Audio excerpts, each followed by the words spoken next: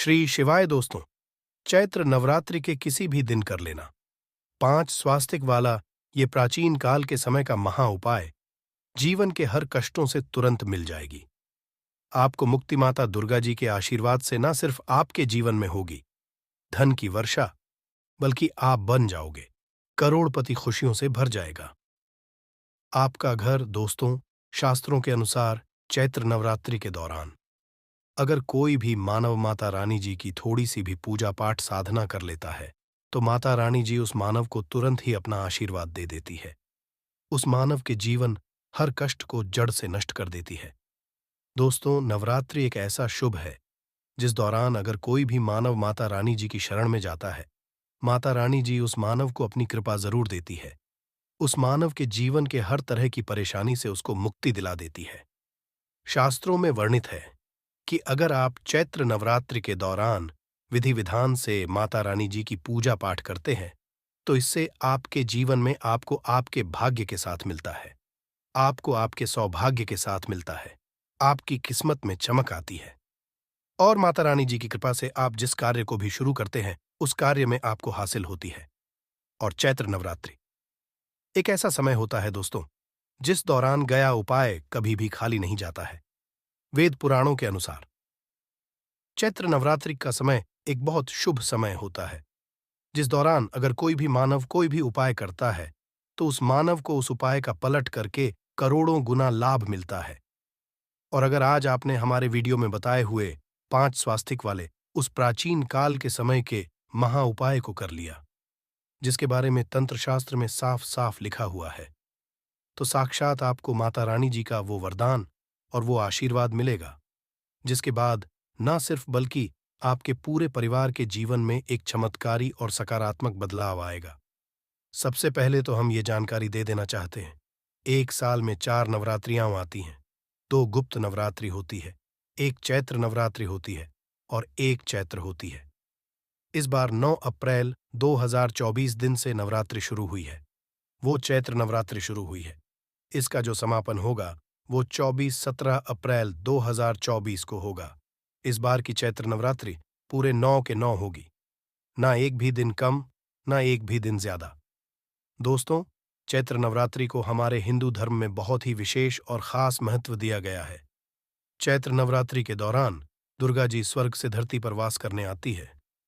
आपको शायद ये बात ना पता हो, माता रानी जी जब धरती पर वास करने आती है चैत्र नवरात्रि के दौरान वो हाथी को वाहन के रूप में लेकर के आती है। वेद पुराणों में ये वर्णित है कि अगर माता रानी जी धरती पर वास करने आ रही है और उन्होंने सिंह को वाहन के रूप में ना लेकर के हाथी को वाहन के रूप में लिया है तो ये धरती के लिए बहुत ही शुभ संकेत होता है। ऐसा समय भक्तों के जीवन में खुशहाली लेकर के आता है और चैत्र नवरात्रि के दौरान माता रानी जी बहुत ही ज्यादा प्रसन्न मुद्रा में होती है। इस दौरान आप कोई भी उपाय करेंगे माता रानी जी का आपको आशीर्वाद जरूर का मिलेगा।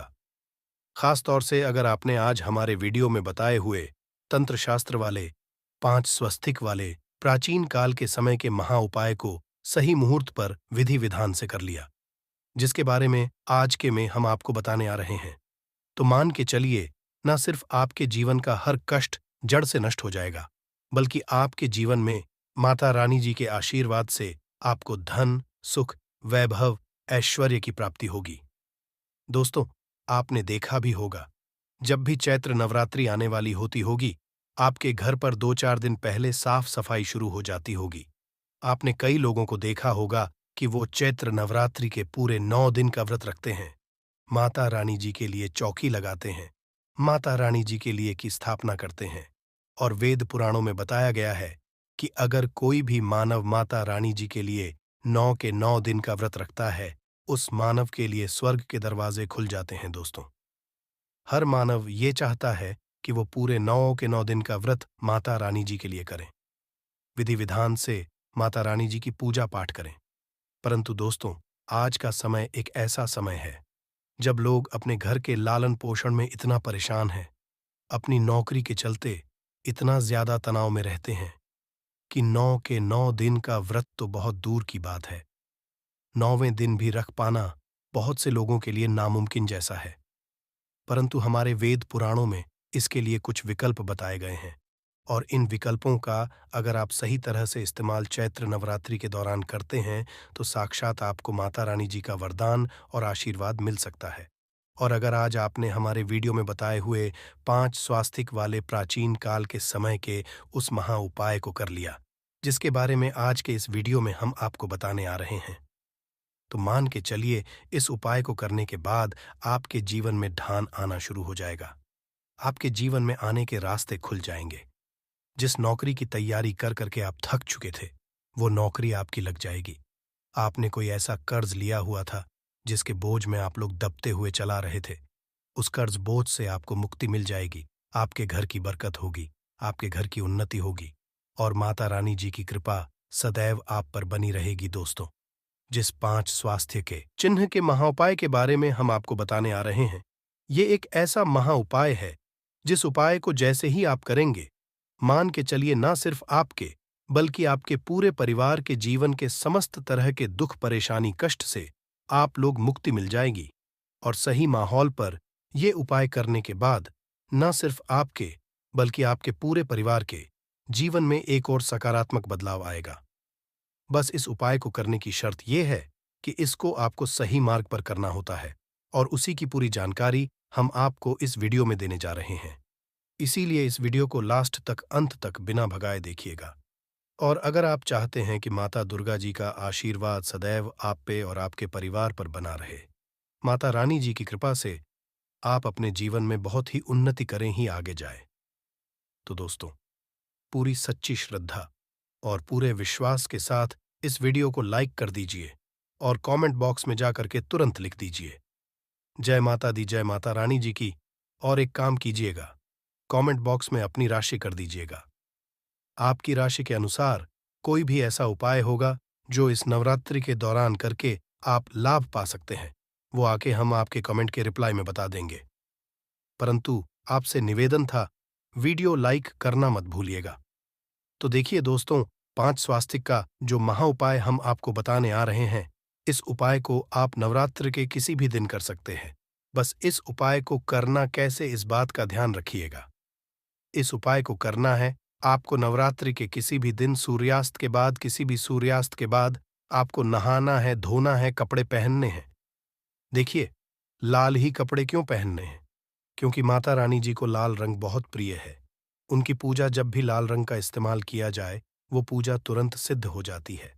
अब नवरात्रि के किसी भी दिन सूर्यास्त के बाद, नहाने धोने के बाद आप लोग लाल कपड़े पहन लीजिए। अब आपके घर पर अगर आपने माता रानी जी की चौकी लगाई है तो बहुत अच्छी बात है। अगर माता रानी जी की चौकी नहीं लगाई है तो आपके घर पर जो भी पूजा घर है, जहां पर माता रानी जी की कला चित्र रखी हुई है, मूर्ति रखी हुई है, वहां पर आपको बैठना है। यहां पर बैठने के बाद या तो एक लेना है चांदी की कटोरी। अब आपके पास चांदी की कटोरी नहीं है तो आप लोग तांबे की कटोरी ले लीजिए। बस ध्यान रखिएगा, स्टील की कटोरी मत लीजिएगा। ये उपाय स्टील की कटोरी में नहीं है। तांबे की कटोरी ले लीजिए या चांदी की कटोरी ले लीजिए। इन दोनों कटोरी में से एक कटोरी आप ले लीजिए। कटोरी को आधा भर दीजिए। पूरा आप लोग हल्दी से भर दिया। आपने आपको लेना है घी। घी कौन सा होना चाहिए? चाय के दूध से बना होना चाहिए। घी आपने ले लिया, गाय के दूध से बना वाला, और इसको डाल दीजिए हल्दी में और हल्दी का लीजिए लेप। अब आपको करना यह है कि माता रानी जी की जो भी कला चित्र है उसके सामने घी का दीपक जलाइए। घी का दीपक जलाने के बाद इसी कटोरी को अपने हाथ में पकड़िए और हाथ में पकड़ने के बाद माता रानी जी का जो बीज मंत्र है, जो है दुर्गा चालीसा, इसका 11-12 जाप करना है। अगर आपको दुर्गा चालीसा नहीं आता तो किसी भी पूजा घर में चले जाइए। दुर्गा चालीसा की पुस्तक आपको बड़े आराम से 20-25 रुपए की मिल जाएगी। उसको ला करके 11 बार आप दुर्गा चालीसा का पाठ कर लीजिए। ये कर लिया। अब इस कटोरी को ले जाइए घर के मुख्य द्वार पर। घर के मुख्य द्वार पर सबसे पहले घर के मुख्य द्वार के अगल बगल आपको इसी लेप से स्वास्तिक का निशान बना देना है। सबसे पहले आपने ये स्वास्तिक का निशान बना दिया। अब इससे होगा क्या? देखिए, अगर आपने ये कर दिया चैत्र नवरात्रि के दौरान, तो आप माता रानी जी को आमंत्रित करना है कि वो आपके घर पर वास करने आए। और इससे माता रानी जी जरूर ही आप पर वास करने आएंगे और माता रानी जी की कृपा आपके घर को मिलेगी। शास्त्रों में वर्णित है कि अगर चैत्र के दौरान घर के मुख्य द्वार पर तंत्र शास्त्र के अनुसार आपने स्वास्थ्य का निशान बनाया है तो इससे माता लक्ष्मी जी भी आपके घर पर वास करने आती है। आपके घर की बरकत होती है, आपके घर की उन्नति होती है। पहला चिन्ह तो आपने यहां पर बना दिया है, अब इसी को आपको ले जाना है अपने घर की ये किचन में। देखिए, किचन में माता अन्नपूर्णा जी का वास होता है। अब ये जो लेप आप ले गए हैं हल्दी का, इससे लेप किचन के पूर्व दिशा में बना दीजिए। पूर्व दिशा में कहीं भी बना दीजिए। इतना आप कर देंगे तो आपको माता अन्नपूर्णा जी का आशीर्वाद मिलेगा, जिससे आपके घर के जो लोग हैं वो कभी भी बीमार नहीं पड़ेंगे। माता अन्नपूर्णा जी की कृपा सदैव आपके घर पर बनी रहेगी। अब आपको क्या करना है, आप इसी कटोरी को ले जाइए अपने घर की अलमारी पर, तिजोरी पर, जहां भी आप पैसा, रुपया, सोना, चांदी रखते हैं। इसी को पकड़ के, कटोरी को पकड़ करके इसमें से लेप आपको निकालना है और लेप निकाल करके अलमारी या तिजोरी पर स्वास्थ्य का निशान बना देना है। आप जब स्वास्थ्य का आप निशान बना दें तो यहां पर आपको माता लक्ष्मी जी का मंत्र का 11 बार जाप करना है, क्योंकि 11 नंबर माता लक्ष्मी जी को बहुत ही प्रिय है। बीज मंत्र आप स्क्रीन पर देख भी पा रहे हैं। AUM महा लक्ष्मी नमः। हम फिर से रिपीट कर दे रहे हैं दोस्तों, AUM महा लक्ष्मी नमः। इस बीज मंत्र का जाप सिर्फ और सिर्फ 11 बार आपको करना है। अब इतना आपने कर दिया। अब आपको यही कटोरी ले जाना है, आपने उस कमरे के बाहर बना देना है। जिस कमरे में आप ज्यादा समय बिताते हैं उस कमरे के बाहर एक स्वास्थ्य का निशान बना दीजिए। सिर्फ इतना। अगर आप तो सदैव आपका भाग्य आपका साथ देगा। अब जिस कार्य को भी शुरू करेंगे उस कार्य में आपको सफलता हासिल होगी। और इन नवरात्रि के दौरान किसी भी दिन इस वृक्ष को छू लेना, अगली 7 पुश्तों तक मां लक्ष्मी और मां दुर्गा का आशीर्वाद मिलेगा। दोस्तों, हमारे हिंदू धर्म में देवी के अनेक स्वरूप कहे गए हैं, जिसमें वृक्षों को भी मां देवी के स्वरूप कहा जाता है। तो आज मैं आप लोगों को पावन पावनी वृक्ष के बारे में बताऊंगा। नवरात्रि के पावन पर्व चल रहे हैं। नवरात्रि के पावन पर्व में कुछ ऐसे वृक्ष हैं जो कि देव वृक्ष कहे गए हैं, देवी वृक्ष हैं। ये देवी के स्वरूप होते हैं, माता काली के स्वरूप होते हैं। और हमारे धर्म में पेड़ पौधे को देवी देवता मान करके हम इनकी पूजा करते हैं और हमें पूजा भी जरूर करनी चाहिए। साइंस भी कहता है पेड़ पौधे मनुष्य को फ्री में प्राणवायु प्रदान करते हैं और पेड़ पौधे हमें ऑक्सीजन देते हैं और हमारे जो कार्बन डाइऑक्साइड होता है उसे ग्रहण करके सभी ताराज के जितने भी नकारात्मक चीज होते हैं उसे अपने अंदर में स्वयं सोख लेता है और हमें ताजगी प्रदान करते हैं। तो पेड़ स्वयं तेज धूप में तपता है परंतु मनुष्य को शीतल छाया प्रदान करता है। तो नवरात्रि के समय में कुछ ऐसे पेड़ पौधे हमारे धर्मशास्त्र में कहे गए हैं, को छूने मात्र से व्यक्ति के बंद किस्मत के ताले खुल जाते हैं, व्यक्ति का सौभाग्य चमक जाता है। हमारे शास्त्रों में पेड़ पौधों को बहुत ही गुणकारी कहा जाता है। अनेक बीमारी का उपचार पेड़ पौधों में ही छुपा है, जड़ी बूटी में ही छुपा है। और भगवान श्री कृष्णा ने गीता में स्वयं कहा है कि वृक्षों में पीपल का वृक्ष हूं। पीपल के वृक्ष को वृक्षों का राजा कहा जाता है, क्योंकि पीपल वृक्ष की जो आयु होती है सबसे ज्यादा होती है, सबसे अत्यधिक होती है। पीपल वृक्ष सर्वशक्तिमान, पूजा पाठ में अत्यधिक इसका महत्व होता है दोस्तों। इसीलिए कृष्णा ने गीता में स्वयं कहा है कि मैं वृक्षों में पीपल का वृक्ष हूं। तो चलिए, आज मैं आप लोगों को नवरात्रि के समय में छुए जाने वाले वृक्ष के बारे में बताऊंगा दोस्तों। हमारे धर्मशास्त्र में अनेक ऐसे वृक्ष हैं जो कल्याणकारी होते हैं, मंगलकारी होते। अगर इस वृक्ष को छू लेते हैं तो आपकी सभी ताराज की परेशानी है, सभी ताराज के कष्ट है, ये सब समाप्त हो जाते हैं। खास करके नवरात्रि के समय में इसका असर कई लाख गुना होता है। नवरात्रि के समय को शक्ति का पर्व कहा जाता है। शक्ति पर्व क्यों कहा जाता है? क्योंकि इस समय अचेत जो वस्तु होती है वो भी चेतना युक्त हो जाती है। अर्थात इस समय जो शक्ति हमारे धरती लोक में आ जाती है, नौ दुर्गा को क्या बोल सकते हैं? हम शक्ति बोल सकते हैं। तो माता रानी इस धरा पर आती है, इस पृथ्वी लोक पर है। तो जितने भी पेड़ पौधे हैं, जीव जंतु है, चल अचल, सभी ताराज के जो वस्तु है, ये सब में प्राण आ जाते हैं। इन सब में शक्ति निहित हो जाती है, जागृत हो जाती है। तो इस समय घर के देवी स्वरूप कहे गए जो पेड़ पौधे होते हैं, जा करके आप इसे छू करके आते हैं तो आपके जीवन की परेशानी है, दुख है, तकलीफ है, कष्ट है, रोग है, बीमारी है, कला है, क्लेश है, जीवन में चल रही बहुत बड़ी समस्या है, सब समस्या समाप्त हो जाती है। काल सर्प दोष, दोष, शनि दोष, राहु दोष तत्काल अपना असर दिखाती है। दोस्तों, आज मैं आप लोगों को 3 पौधों के बारे में बताऊंगा और ये तीनों पौधे देव वृक्ष कहे जाते हैं। वीडियो को ध्यान से देखना, अगर आज की वीडियो मिस कर दी तो फिर सारी जिंदगी आपको पछताना पड़ेगा, क्योंकि नवरात्रि ही ऐसा पर्व होता है, एक ऐसा समय होता है, केवल 9 दिनों के भीतर में आपको लंबी पूजा पाठ करने की जरूरत नहीं पड़ती। केवल 9 दिनों के भीतर में ही आप अपनी समस्या को, आप अपनी गरीबी को स्वयं अपनी आंखों से समाप्त होते हुए देख सकते हैं। मैं जिस वृक्ष में बता रहा हूं, ये सारे वृक्ष आपको अपने घरों के आसपास में बहुत ही आसानी से मिल जाएंगे। दोस्तों, वीडियो में आगे बढ़ने से पहले, जानकारी बताने से पहले, अभी तक कमेंट बॉक्स में जय माता दी नहीं लिखे हैं तो जय माता दी जरूर लिखना। जब आप हमारे कमेंट बॉक्स जय माता दी लिखते हैं तो हमें काफी हर्ष होता है, काफी उल्लास होता है।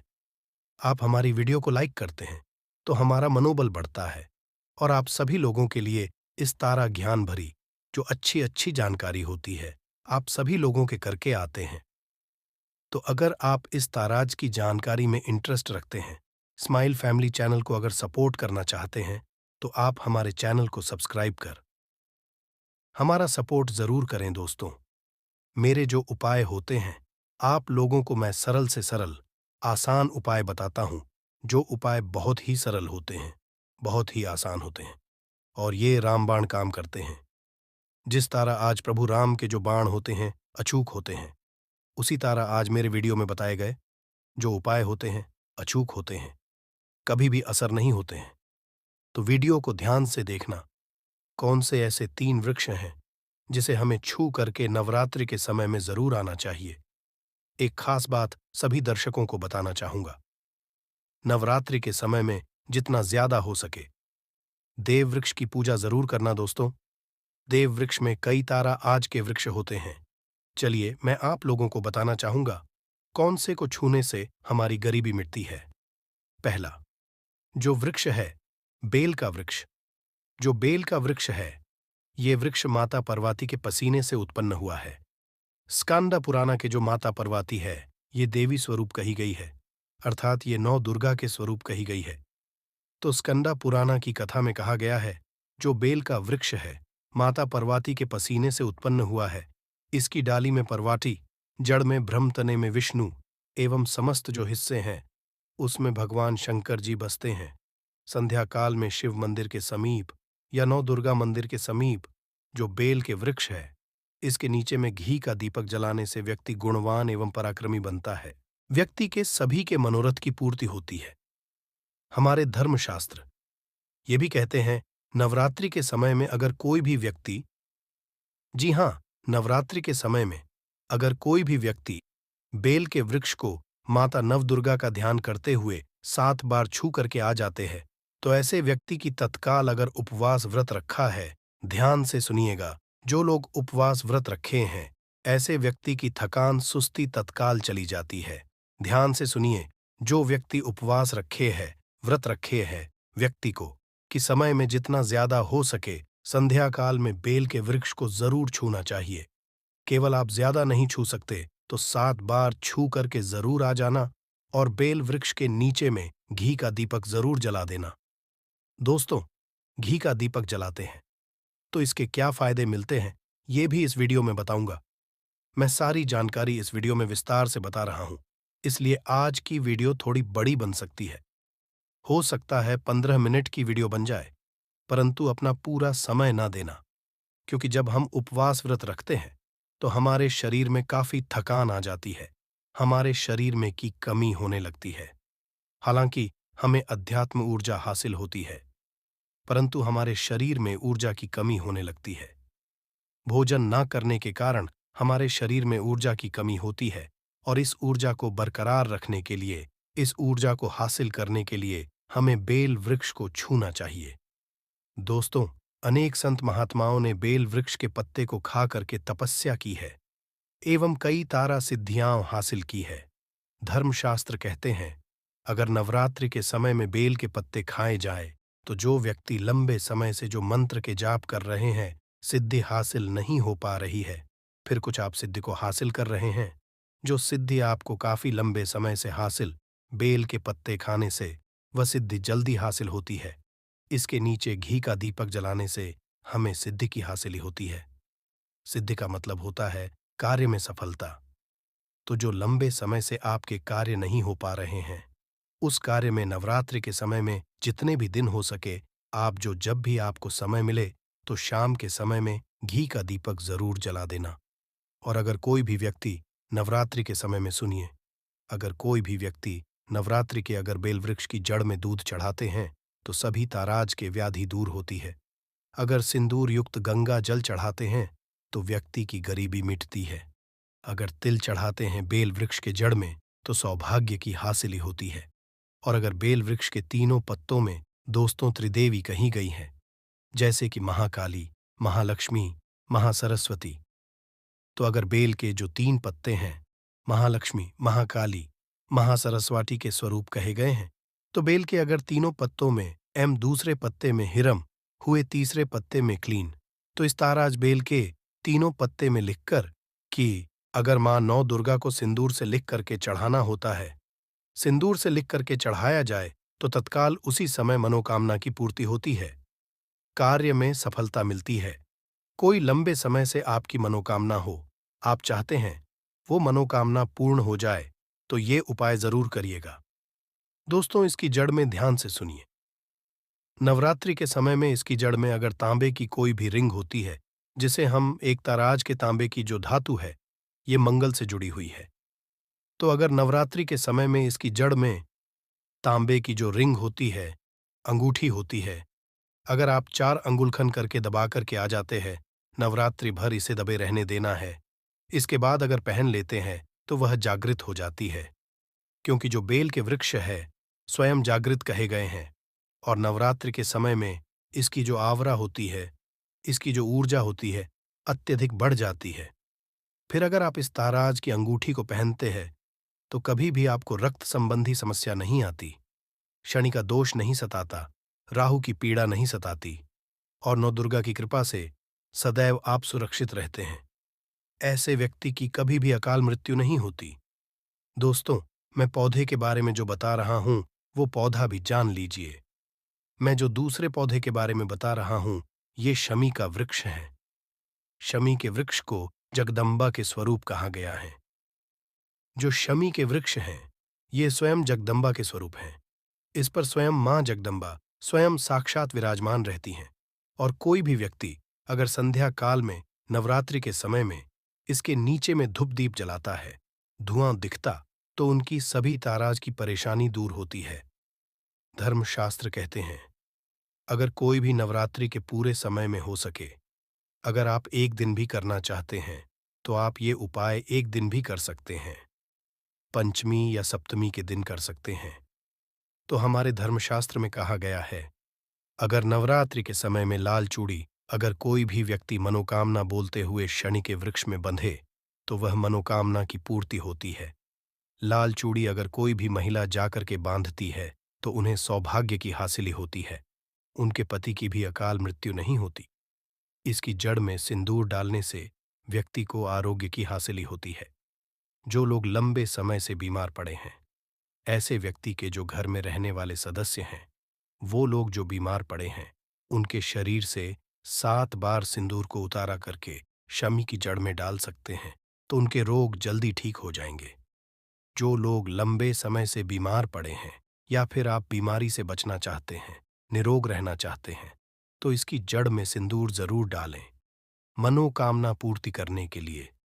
मैं एक मंत्र बता रहा हूं, इस मंत्र को हुए के वृक्ष को छूना है। इस मंत्र को बोलते हुए शनि के वृक्ष को छूना है। आप तत्काल नवरात्रि के समय में इसका रिजल्ट देखना। जैसे ही नवरात्रि समाप्त होगा, आपकी जो मनोकामना है उसकी पूर्ति हो जाएगी। आपकी जो दरिद्रता है वो दरिद्रता समाप्त हो जाएगी। तो मंत्र कौन सा है? तो आपको बोलना है मम मनोरथ, पूरे मम दरिद्रा नाश से ये मंत्र आपको बोलना है। ये मंत्र बोलते हुए शनि के वृक्ष को छूना है।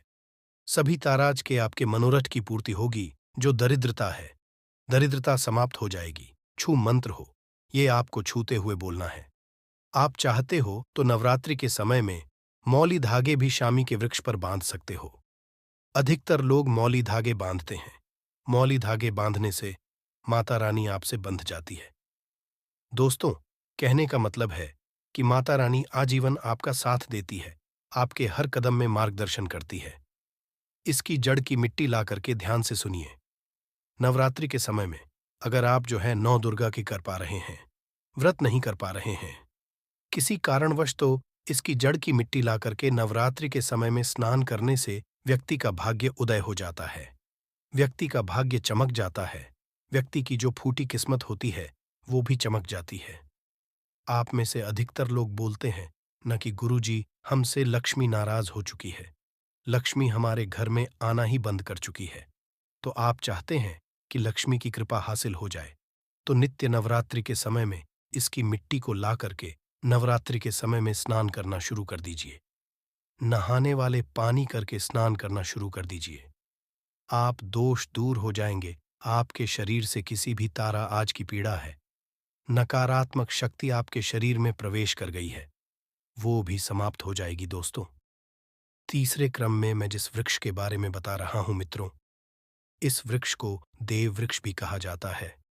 जो तीसरा वृक्ष है वो है परिजात का वृक्ष। परिजात का वृक्ष समुद्र मंथन से उत्पन्न हुआ था और ये देवराज इंद्रा के नंदन वन में स्थापित किया गया था। परिजात वृक्ष भगवान कृष्णा ने मानव जन कल्याण के लिए धरती लाए थे। जो पारिजात का वृक्ष है, इसे भी लक्ष्मी का स्वरूप कहा गया है, क्योंकि माता लक्ष्मी भी समुद्र से उत्पन्न हुई है और परिजात के वृक्ष भी समुद्र से उत्पन्न हुआ। इस नाते ये माता लक्ष्मी की बहन कही जाती है। तो ऐसा समझा जाता है कि कोई भी मनुष्य, उनके शरीर में कितनी भी ज्यादा थकान हो, कितनी भी पीड़ा हो, जैसे कि नवरात्रि के अगर आप व्रत रख रहे हैं, व्रत के दौरान अगर आप शरीर में थकान है, पीड़ा है, तो परिजात के वृक्ष को शाम के समय में छू करके जरूर आ जाना। आप चाहते हो तो नवरात्रि के किसी में आपको टाइम मिले, उस समय में इसके वृक्ष को छू सकते हैं। इसके वृक्ष को छूते ही तत्काल शरीर से पीड़ा है, जो थकान है, सुस्ती है, कमजोरी है, वह समाप्त हो जाती है। इस वृक्ष के नीचे में अगर नवरात्रि के समय में घी का दीपक जलाया जाए, चुटकी भर सिंदूर अगर इसकी जड़ में डाला जाए, तो सभी ताराज की मनोकामना की पूर्ति होती है।